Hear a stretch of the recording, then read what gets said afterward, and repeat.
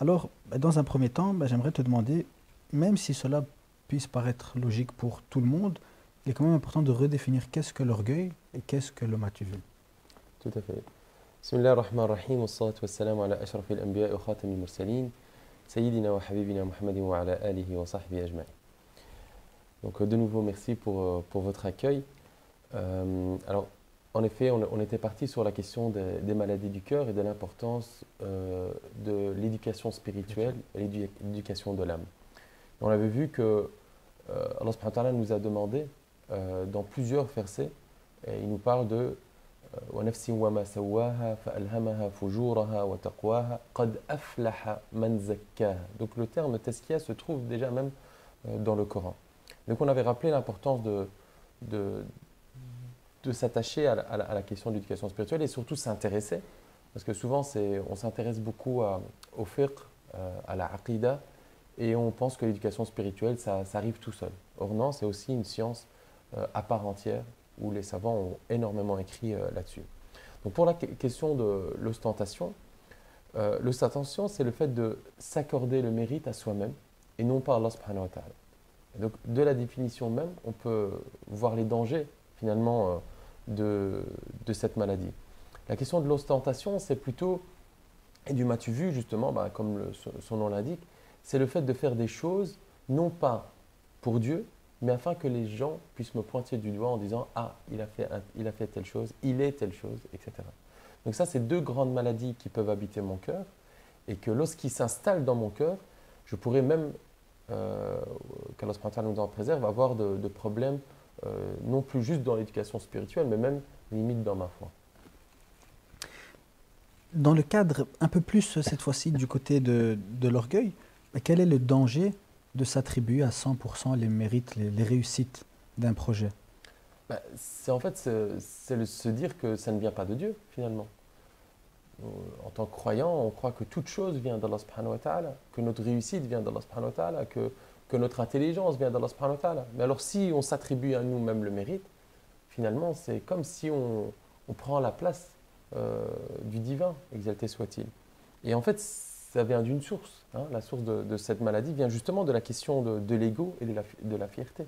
Et ça, on reviendra, je pense. Justement, c'était la prochaine question. Comment se manifestent ces maladies et d'où viennent-elles? Quelles sont leurs sources? Alors, comme je dis, ça vient donc de nefs, de la question de l'ego et la question de la fierté. Les savants vont définir, vont essayer de comprendre les racines même de cet ego et de cette fierté. C'est tout d'abord de voir que le mérite, comme vous l'avez dit au début, que ce mérite revient à moi-même et pas à Dieu exalté soit-il. Je suis meilleur que les autres. Je me sens meilleur que les autres. Et subhanallah, on pourrait penser à l'histoire de Iblis. Lorsque Allah subhanahu wa ta'ala va le sélectionner parmi d'autres à être au paradis avec les anges. Et Allah subhanahu wa ta'ala va ordonner les anges et tous ceux qui habitent au paradis, donc Iblis avec eux, de se prosterner face à Adam alayhi salam. Et ben lui va s'abstenir. Et regardez ce qu'il va dire. Il va dire « Ana khayrun minhu » je suis meilleur que lui. Vous voyez. Donc ça, c'est la première source. Parce qu'on sait très bien que lui, son problème, c'était la question de l'orgueil, en fait. Ce qui lui a mérité la sortie du paradis. Et donc, il se sentait meilleur. Je suis meilleur que lui. Et puis, il vient avec cette logique qui est propre à lui, finalement. Et c'est souvent ceux qui sont atteints par cette maladie, ils ont des logiques à eux. Je suis meilleur que lui, je suis créé de feu et il est créé de terre, d'argile. Déjà, il faudra trouver dans quel livre, dans quelle logique le feu serait meilleur que la terre. Mais pour lui, voilà, c'était comme ça. Et donc, il y a un sentiment d'orgueil qui est né dans son cœur. La deuxième source et deuxième racine de cet ego et de cette fierté, c'est l'ignorance, al-jahl. Le fait de ne pas savoir finalement que ces bienfaits viennent grâce à Allah subhanahu wa ta'ala. Je pense que que j'ai pu faire des bonnes études, des grandes études, médecin, avocat, peu importe, parce que je suis intelligent. Ou j'ai gagné beaucoup d'argent grâce à mon travail, grâce à ma force. grâce à ma persévérance, comme si je m'attribue tout le mérite, comme si c'est moi, c'est grâce à moi tout ça. Si je n'avais pas fait ça, ben, je n'aurais pas eu ça. Et j'oublie complètement que c'est grâce à Allah subhanahu wa ta'ala. Si j'ai pu avoir cette richesse, si j'ai pu avoir ce diplôme, qui a fait par exemple que j'ai été dans une bonne école, qui a fait que je suis né dans une famille qui m'a aidé à pouvoir aller faire des études. Il est possible un autre être humain est peut-être même plus intelligent que moi, mais les conditions dans lesquelles il a grandi n'étaient pas propices pour qu'il puisse s'inscrire dans une université. Et donc en fait, se sentir, s'attribuer le mérite, c'est comme si tu dis, voilà, non Dieu, toi tu m'as rien fait, ça vient de moi, c'est grâce à moi si j'ai ça. Et on va voir par exemple des personnes, par exemple, je ne sais pas, moi, on voit ça aussi sur les réseaux sociaux, hein, on en avait parlé la dernière fois, mais par exemple rouler une belle voiture, ou une voiture de luxe, etc. Et ce n'est pas un problème en fait. Ce n'est pas un problème de pouvoir rouler dans des belles choses ou s'habiller d'une façon belle. Le prophète va dire dans un hadith, Inna Allah jamilun yuhibbul jamal. Dieu est beau, il aime bien la beauté. Donc il aime bien qu'on voit les bienfaits de Dieu sur nous. Mais c'est ce qu'il y a dans le cœur en fait qui nous intéresse là. Est-ce que je m'habille de cette façon où je roule cette voiture et après je m'attribue tout le mérite? Ou alors je le fais, mais je remercie Allah subhanahu wa ta'ala pour chaque chose qu'il m'a donné, pour le vêtement qu'il m'a donné, pour la voiture pour le métier que j'ai pu avoir. Et c'est finalement ça en fait, les deux sources de la question de l'orgueil. Pour rebondir sur ce que vous veniez de nous dire juste avant par rapport à Satan, à Shaitan, eh bien, est-ce qu'on peut faire une sorte de lien entre l'orgueil et la maladie de la jalousie dans le sens où parfois on pourrait se dire, tiens, pourquoi Allah a donné tel ou tel bienfait à cette personne? Parce que moi, je suis meilleur, moi, j'aurais été plus apte à accueillir ce bienfait. Tout à fait, tout à fait. Il y a des liens qu'on peut faire entre les deux maladies et surtout le fait que quand voilà, on fait des bonnes actions, on pense qu'on mérite tout simplement d'être entre guillemets élu par Dieu. Et de lui, si je prie, si je jeûne, Dieu doit me donner. Hein, comme si c'était une cause à effet. Je t'ai adoré, donc Allah subhanahu wa ta'ala, tu dois me donner. Et d'ailleurs, ça peut être une épreuve dans laquelle on passe. Ouais, on entend souvent des personnes qui viennent nous dire, voilà, par exemple, moi je veux me marier, ça fait déjà 1 an que je demande à Allah subhanahu wa ta'ala, je prie, je demande et j'ai toujours rien. Mais justement, ça c'est une épreuve par laquelle Allah subhanahu wa ta'ala nous fait passer pour voir, pour nous éprouver. Finalement, on est dans une phase de test. Et donc c'est justement ce verset dans Surat Al-Fajr où Allah subhanahu wa ta'ala nous parle وَأَمَّا إِذَا مَبْتَلَاهُ فَقَدَرَ عَلَيْهِ رِزْقَهُ فَيَقُولُ رَبِّي أَهَانَنِ. Et dans le deuxième verset, يَقُولُ رَبِّي أَكْرَمَنِ. Comme si c'était mon mérite à moi. Hein. J'adore Dieu, je prie et donc je mérite ça. Or, on oublie qu'Allah subhanahu wa ta'ala, ben, le fait de l'adorer, c'est parce qu'il le mérite justement et non pas le contraire. Et donc, en effet, lorsque j'ai cette question de la fierté ou de l'ego, eh ben, je risque de tomber dans ce genre de problème. Le messager d'Allah, sallallahu alayhi wa sallam, dit dans un hadith, un homme qui possède un grain de moutarde d'orgueil dans son cœur n'entrera pas au paradis, rapporté par Muslim. Eh bien, j'aimerais bien venir au point où quels sont les impacts de cette maladie sur notre foi. Donc là, on parle de l'ostentation du coup, Oui. et le m'as-tu vu. Alors là, c'est vraiment un très gros problème aujourd'hui, une très grosse maladie qui mérite vraiment qu'on l'analyse de près, surtout avec l'arrivée des réseaux sociaux dans lesquels on vit tous les jours maintenant, hein, avec nos portables et GSM. On est tout le temps connectés et on a toujours cette envie de montrer le meilleur côté de nous. Vous voyez? Et donc ça revient à la question de la niya en fait. Et subhanallah, c'est pas pour rien que l'imam al-Bukhari radiyallahu anhu le premier hadith qu'il va mettre dans son livre, c'est les actions ne valent que par leurs intentions. Innamal a'malu binniyat. Et c'est un hadith qui est fondamental. Beaucoup de savants vont dire que voilà, en islam, on peut s'arrêter sur 3, 4 hadiths. Ben, ce hadith est toujours parmi ces grands fondation.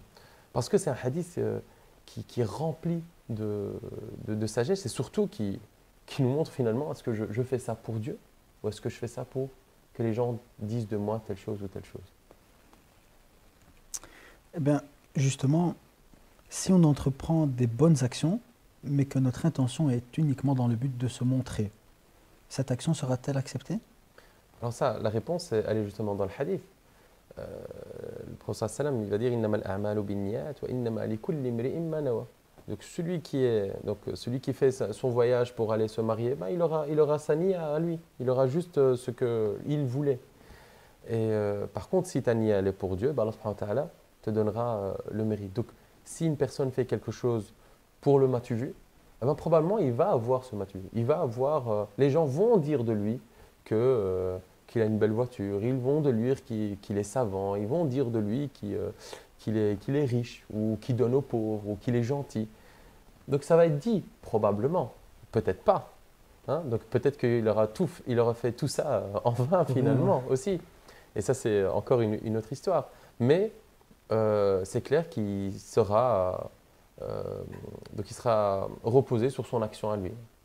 Et Allah subhanahu wa ta'ala lui dit, ben, tu auras eu le mérite d'ici-bas. Chez nous, tu n'en as plus rien. C'est comme pour, je ne sais plus si c'était rapporté dans un hadith, par rapport au savant.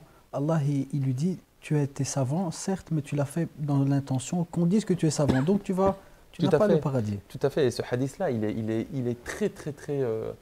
il nous fait vraiment peur parce qu'il nous demande à revenir vers nous-mêmes, et faire cette introspection avec soi-même. Donc c'est le hadith où, dans sa signification, un homme vient le jour du jugement dernier face à la balance et il dit voilà, tu as appris le Coran afin qu'on dise de toi que tu es lecteur. Donc l'homme dit mais moi j'ai appris le Coran. Il dit mais tu l'as appris afin qu'on dise de toi que tu es un bon lecteur. Et ça a été dit. Donc tu as eu comme on l'a dit, tu as eu ta contribution ici-bas, c'est fini. Chez nous tu n'as plus rien. Un autre viendra et dit mais moi j'étais savant. Il dit oui, en effet, mais tu as appris et tu as étudié et tu t'es fatigué afin qu'on dise de toi que tu es savant. Pas pour Dieu exalté soit-il, pas pour t'approcher. Normalement, le savoir, l'acquisition du savoir, et pour un musulman, c'est pour s'approcher d'Allah subhanahu wa ta'ala. Et pas pour qu'on dise de nous savants ou prédicateurs ou bons prêcheurs ou autres. Le but normalement des études, c'est justement de s'approcher d'Allah subhanahu wa ta'ala. Et la même chose pour celui qui donne, etc. Donc à chaque fois, revenir vers la question de la niya. Et cette question, elle est pas toujours évidente. Parce que finalement, il n'y a que toi qui la ressens dans ton cœur. Elle n'est pas vraiment visible à l'extérieur. Et c'est pour cela que c'est quelque chose auquel il faut revenir et chaque soir faire cette introspection, revenir vers Allah subhanahu wa ta'ala avant de dormir, au moment de l'action, toujours renouveler sa niya. On dit souvent, oui, il faut renouveler sa niya, il faut revenir vers son cœur, se poser les bonnes questions, etc. Et bien justement, c'est un travail perpétuel, c'est un travail continu. À chaque instant, avant l'action, pendant l'action et après l'action, je me pose cette question. Ya Rabbi, je fais ça pour toi. Est-ce que je l'ai fait ça pour quelqu'un?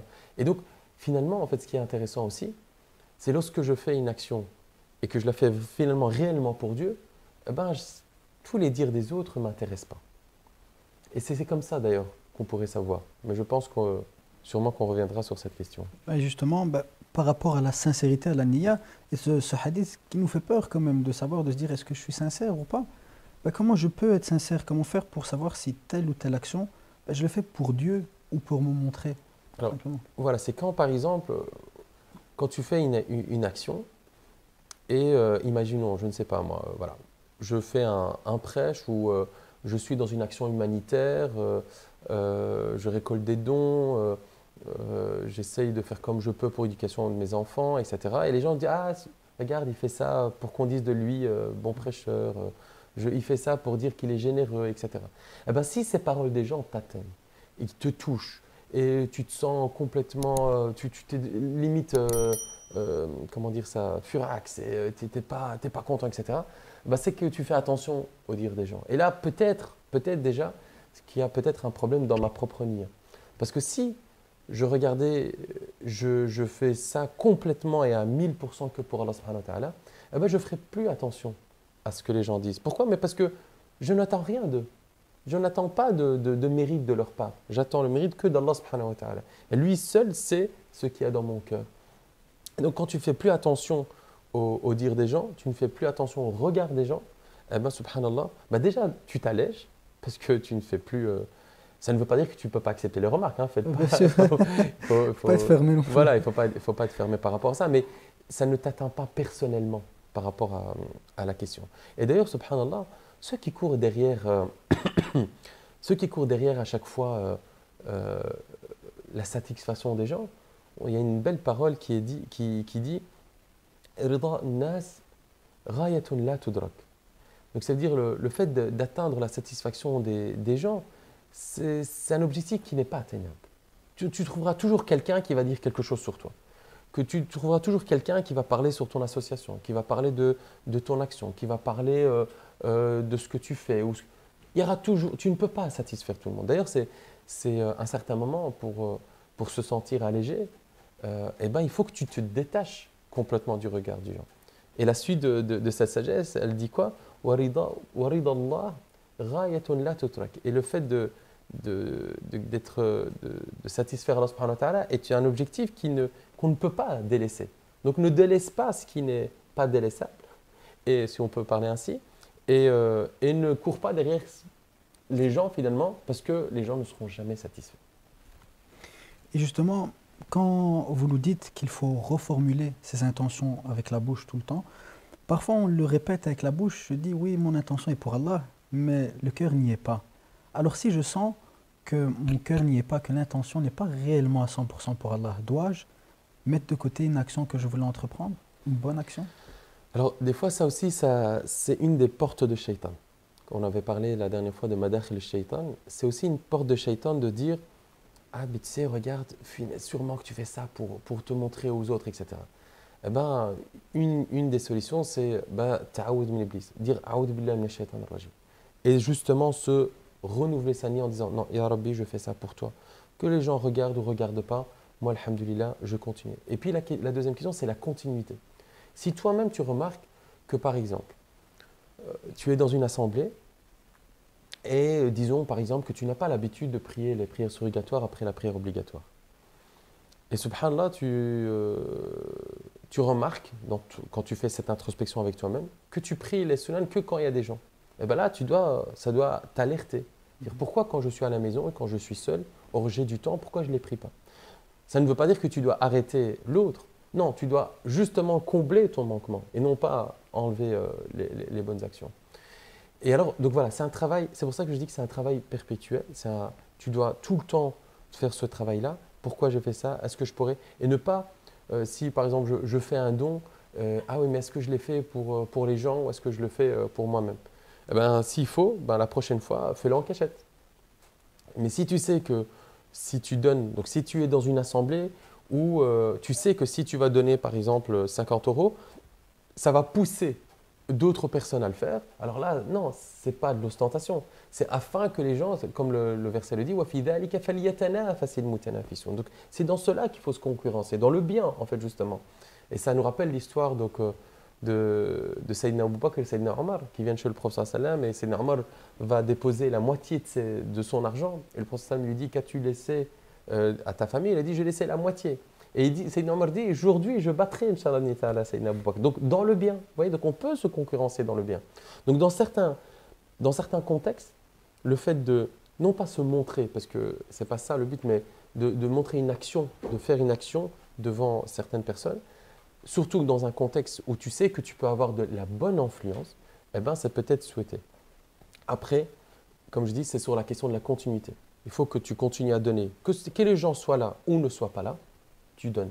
Que les gens soient là ou ne sont pas là, eh ben, tu fais tes prières surrogatoires. Que les gens soient là ou ne sont pas là, tu fais ton jeûne, etc., etc.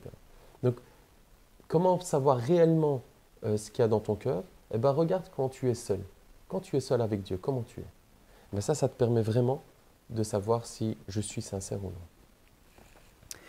Et en ce mois béni de Ramadan, on voit par la grâce d'Allah beaucoup de frères et de sœurs qui décident d'entreprendre, de se rendre actifs, que ce soit à travers la distribution de colis alimentaires ou même beaucoup de frères reviennent à fréquenter les mosquées avec la lecture du Coran, mais qui parfois se montrent sur les réseaux sociaux, le montrent en fait, mettent ses bonnes actions en avant sur les réseaux sociaux. Eh bien, est-ce que cela vient automatiquement entacher mon intention et est-ce que cela est plus grave en ce mois béni de Ramadan? Alors, bon, moi, je suis pas là, on ne sait pas juger hein, les actions des gens. C'est clair il est souhaitable de ne pas trop se montrer sur les réseaux sociaux, surtout dans les bonnes actions qu'on fait. Hein, ça revient à ce que j'ai dit juste à l'avant. Pourquoi je me montre hein? Est-ce que je suis vraiment, je pourrais influencer dans le bien? Alors si je pouvais influencer dans le bien, bah, pourquoi je ne les contacte pas directement, ces personnes, leur dire, regardez, demain je compte faire je ne sais pas moi, une distribution de repas, est-ce que vous pouvez m'aider, etc. Et donc les solliciter, les amener vers la bonne action. Mais si c'est se filmer pour juste se filmer, alors là, ça perd sa valeur et on risque d'avoir la question de l'ostentation. Si par exemple, il se pourrait que je fais cette story au début avec une bonne intention et que au cours de route, je dis cette fois, j'ai pas eu autant de likes. Ah, cette fois, j'ai pas eu autant de vues. Ah, cette fois, j'ai pas eu autant de ça. Et donc, mon cœur pourrait être mélangé à ce moment-là. Donc, il se peut que je commence mon action avec une bonne intention et par après, elle soit mélangée à d'autres choses. Et c'est pour cela que si je sais que moi-même, cette photo, cette image, cette vidéo va entacher ma nia, eh ben, vaut mieux pas la faire. Et comme ça, je suis tranquille jusqu'à que mon cœur soit plus fort et je puisse continuer mes bonnes actions et s'éloigner de tout cela. Inch'Allah. Et enfin, encore une fois, on a essayé au maximum dans le temps imparti de définir ces maladies, de les cibler, d'essayer de voir d'où elles viennent. Mais maintenant, encore une fois, il est important de donner à nos frères et nos sœurs des moyens concrets pour combattre cette maladie. Quels sont les remèdes en fait justement? C'est la question vers laquelle je voulais en venir. C'est peut-on soigner cette maladie? Et si oui, quels en sont les remèdes? Alors, je vais commencer par l'ostentation, par l'orgueil, pardon. L'orgueil. Al-kibr. La première, donc les savants ont dit que comme remède, il y a ilmun wa amal, un savoir et une action, un savoir et un savoir-faire. D'abord, par rapport au savoir, c'est se rappeler finalement qui suis-je. Je suis juste le serviteur de Dieu. Se rappeler que je ne suis rien, que que je vais mourir, que je serai dans ma tombe, que je serai face à mes actions. Finalement, je suis rien par rapport à la grandeur d'Allah subhanahu wa ta'ala, qui nous a créés tous égaux. Que tout ce que j'ai eu, c'est grâce à Dieu. Et ce n'est pas par mes efforts personnels. C'est vraiment grâce à Allah subhanahu wa ta'ala. Donc, c'est finalement retravailler sur sa foi et se rappeler toutes ces choses-là afin que la foi soit vraiment ancrée dans mon cœur. Ensuite, c'est par des actions. Alors, ça dépend dans quel contexte je suis. Par exemple, imaginons que je suis dans une assemblée et souvent, dans cette assemblée-ci, eh ben, je me sentais un peu supérieur. Eh ben, une des choses à faire, c'est quand je suis dans cette assemblée, eh ben, j'essaye comme on dit, narfad janahi, comme on dit dans le Coran, on parle, le fait de carrément non pas se rabaisser, mais être au service de ces gens-là. Par exemple, quand tu rentres dans cette assemblée, tu sois le premier à saluer les gens. Tu demandes après eux. Tu n'attends pas quelque chose de leur part. Ben, le fait de faire ce genre de choses va te permettre déjà de descendre d'un cran. Parce qu'à l'époque, peut-être que quand je rentrais et que les gens, par exemple, un tel ou un tel ne m'a pas salué, je dis, bon, ils se prennent pour qui ces gens-là? Il faut qu'ils se lèvent, qu'ils me disent bonjour, je suis quelqu'un, moi, ils ne savent pas je suis qui et tout, hein, tu vois. Et bien, justement, quand toi, tu vas aller en avant, eh ben, tu vas essayer d'enlever ce genre de choses. Deuxième chose, c'est s'approcher des pauvres. Être au service des pauvres, être au service de la communauté de manière générale, être au service des gens, qu'ils soient musulmans ou pas musulmans. Quand tu es au service des gens, subhanallah, eh ben, ton cœur s'apaise. Et ton cœur, il se sent moins, tu te sens moins quelqu'un d'important finalement. Et ton cœur, on dit en arabe, يرق قلبك. Hein, il se, je ne sais pas le terme exact. Donc, يرق قلبك quand tu t'approches des pauvres. Une histoire qui me revient à l'esprit, c'est Cheikh Sha'rawi, rahimahullah subhanahu wa ta'ala, que Allah subhanahu wa ta'ala lui donne miséricorde. Amen. Donc le savant égyptien qui faisait l'exégèse du Coran, qui avait une façon unique comme ça d'expliquer, de faire l'exégèse du Coran, un jour, après son cours, il voit des centaines de personnes autour de lui. Et donc il rentre avec son fils, et puis il demande à son fils d'arrêter la voiture, il rentre dans une des mosquées, et il tarde. Et donc son fils va pour voir qu'est-ce qu'il fait son père, et il le voit en train de laver Hajak les toilettes. Il lui dit, mais père, qu'est-ce que tu es en train de faire? Il lui dit, là tantôt, quand j'étais devant mon cours et j'ai vu des gens, bah, j'ai eu peur que l'orgueil rentre dans mon cœur et me sentir quelqu'un d'important. Donc je suis revenu vers la mosquée à nettoyer donc, les sanitaires afin que je me rappelle la vraie place. Hein. Et donc, des petites actions comme ça te permettent de te ressaisir. Une action aussi qui est intéressante à faire, surtout quand j'ai par exemple un différend avec une personne. Et souvent, le différend vient par rapport à un malentendu et des fois par rapport à une question d'orgueil. Et donc, si c'est le cas, eh ben, sois la première personne à appeler ce frère ou cette sœur et lui demander pardon. Même si ce n'était pas toi la source du problème, eh ben, être le premier, demander pardon et revenir, ça permet, binillah subhanahu wa ta'ala, d'alléger les cœurs et d'enlever, binillah subhanahu wa ta'ala, cette maladie de notre cœur. Donc ça, c'est par rapport à la question de l'kibr. Maintenant, par rapport à la question du m'as-tu vu, c'est aussi lié en fait. Se rappeler encore une fois qu'on est rien par rapport à Allah subhanahu wa ta'ala, que tous ces bienfaits viennent d'Allah subhanahu wa ta'ala, et souvent revenir sur la question du fait que mes actions ne sont pas parfaites. Je suis un être humain et un être humain, il peut faire des fautes, il peut faire des erreurs. Et donc quand je vois et je découvre finalement ma petitesse, eh ben, je découvre la grandeur d'Allah subhanahu wa ta'ala. Azamatul khaliq. Et ça, finalement, c'est important. Et donc, ce qu'on peut aussi, quand j'ai cette maladie dans mon cœur, c'est souvent reformuler et répéter souvent l'évocation d'Allah subhanahu wa ta'ala, la ilaha illallah, la ilaha illallah, la ilaha illallah. Essayez de la répéter 10 fois, 100 fois, 1000 fois par jour afin que la lumière d'Allah subhanahu wa ta'ala puisse illuminer mon cœur, bidni subhanahu wa ta'ala. Aussi, le fait de dire Allahu Akbar, Allahu Akbar, Allahu Akbar. Et pas juste avec la langue, mais vraiment essayer de comprendre la signification d'Allahu Akbar. Comme on l'avait vu dans la vidéo par rapport à la prière, Allahu Akbar, c'est vraiment cette phrase qui me rappelle que Dieu est plus grand que tout. Et finalement, plus grand que ma petitesse, plus grand que ma petite, ce nefs qui se prend pour je ne sais pas qui. Et donc, ces petits remèdes, petit à petit, nous permettent d'enlever cette maladie. Donc, revenir vers Allah subhanahu wa ta'ala, revenir vers son Coran, se rappeler les histoires qu'Allah subhanahu wa ta'ala nous a citées dans le Coran par rapport à ces personnes qui se prenaient pour Pharaon, hein, justement Pharaon, eh ben, voir comment il a terminé.